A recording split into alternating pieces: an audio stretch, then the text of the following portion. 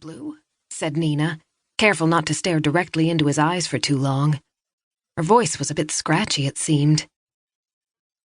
"May we come in?" he asked, taking off his hat. His deputy did the same. She became very aware of the holstered gun on Blue's hip. "Of course," said Nina, stepping aside to let the police officers enter. They made their way into the house's common area, an open living room, dining room, kitchen that ran the length of the cottage, facing the beach and the Caribbean Sea. "Please sit down," said Nina, gesturing to the sofa and the matching chair beside it. She prayed that Danish would not choose this moment to make his appearance. She watched them sit, and the younger officer extracted a notebook and pencil from his pocket. They both studied her without speaking. Trying to fill the silence, she asked, "Would you like tea or coffee?" The constable opened his mouth to speak, but Blue cut him off. "No, thank you." Nina watched Blue methodically sweeping the room with his eyes, logging the pile of books, the wet towels on the floor, the collapsed birthday cake, and Ted's hat on the table. His eyes rested on the hat for a couple of seconds, and then flitted briefly to the bedroom door before he returned his gaze to Nina. She sat uncomfortably on a wooden kitchen chair. His gaze drifted over her mussed hair, bare feet, and disheveled dress, and then he glanced over to the high-heeled shoes discarded by the back door that led out onto the veranda. Oh, the shoes. Right. Nina wiggled her toes and felt sand between them. "Nina, I have to ask you a few questions," said Blue. This was beginning to sound serious. "Okay," said Nina. "What's going on?" "Are you a close friend of Professor Philip Putzel?" asked Blue. Philip. Nina almost laughed. No, I wouldn't say that exactly," she replied.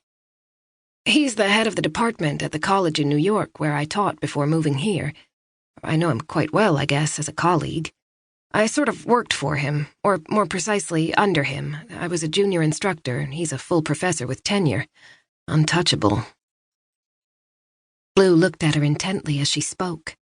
The constable made a note in his notebook.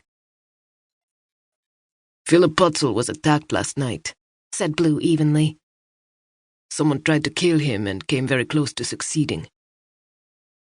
Nina breathed in sharply and covered her mouth with her hand.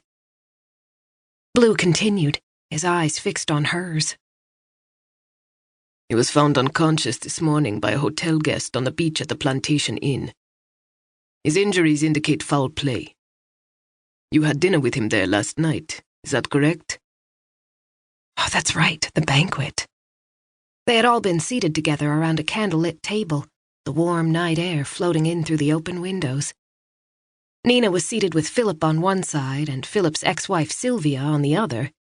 Victor and Razor Hudson were there too, and so was Philip's research assistant, Bridget. Bubba Delancey and his wife, the owners of Delancey's distillery, had joined them. Nina recalled the moon on the water and the glittering lights from Bubba's yacht moored out in the cove. There had been a piano player dressed in a white dinner jacket playing old jazz standards in the bar. She remembered taking a sip of her wine as she settled into her seat, finally relaxing after the busy weeks of planning the symposium. The setting was magical, and the evening was unfolding nicely. She'd done her job well. And now someone had tried to murder Philip Putzel. A dead conference delegate would not be a sign of a successful event. Yes, I was there," said Nina. "Philip gave the keynote speech at the dinner last night. We were all there. It was meant to be a highlight of the conference. What happened? Is he all right? Do you need his wife's contact information?" Nina glanced around for the 3-ring binder in which she'd been keeping all the bits of paper related to organizing the conference. She felt slightly nauseous from the combination of her hangover and the shock of hearing about Philip. She was even woozier when she realized her binder was in the bedroom. Getting it would mean opening the bedroom door. She sat for a moment, trying to take it in.